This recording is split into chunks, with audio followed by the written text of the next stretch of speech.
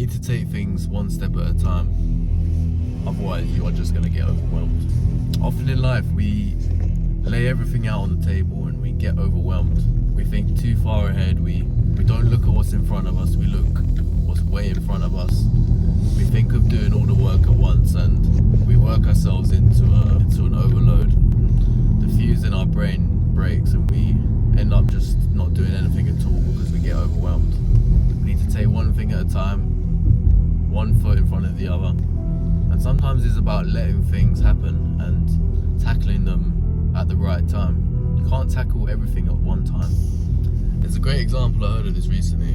It's from Ant Middleton's book, and it's regarding the SAS, one of the challenges. There's a challenge where they get a 4x4, they put the person in the front, and what they do is they drop the 4x4 in the water, and the 4x4 fully submerges. It goes to the bottom of the lake or whatever.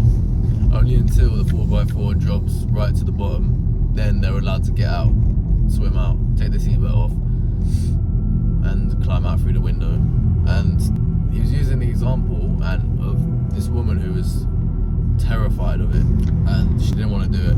And he basically said, okay, can you get in the 4x4 and put your seatbelt on? Can you actually do that?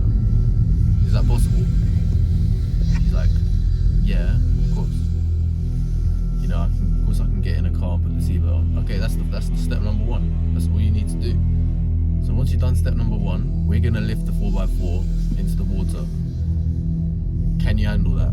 Can you stay seated in the 4x4 and basically don't do anything? She's like, yeah, okay. Okay, and then they do it, and then they drop her, and then they say, okay, can you follow instructions without panicking? Step 3. And she managed to do it. And this tip is so powerful because it shows that just putting your foot forward, doing step number 1, is often the hardest step, but simplify it. Make it as simple as possible. Can you get in the car and put your seatbelt on? Yes, you can. So it basically becomes harder to quit.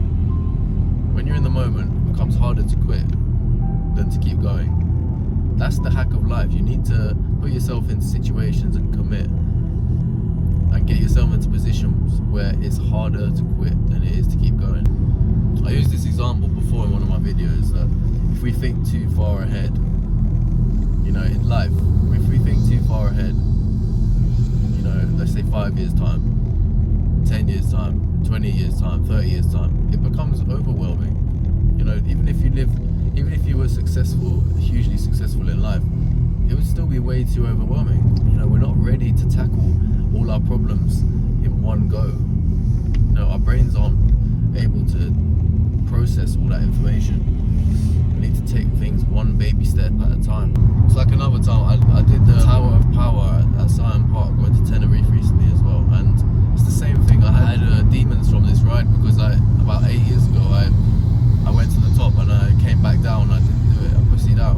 So I had to kill that demon within me. I had to fight it. And I got to the top and I was like, this is high, super high, really scary. But I employed all the tactics I'd used, all the breathing methods, you know, getting myself in the zone, you know, beating my chest or whatever. It worked. But the first step of this was, can I climb to the top?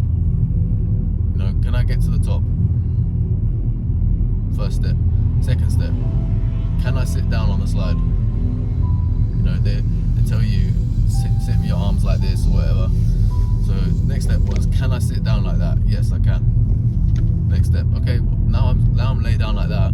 It's time to go. You know, 2, 3, 4 seconds of fear, and then it's done.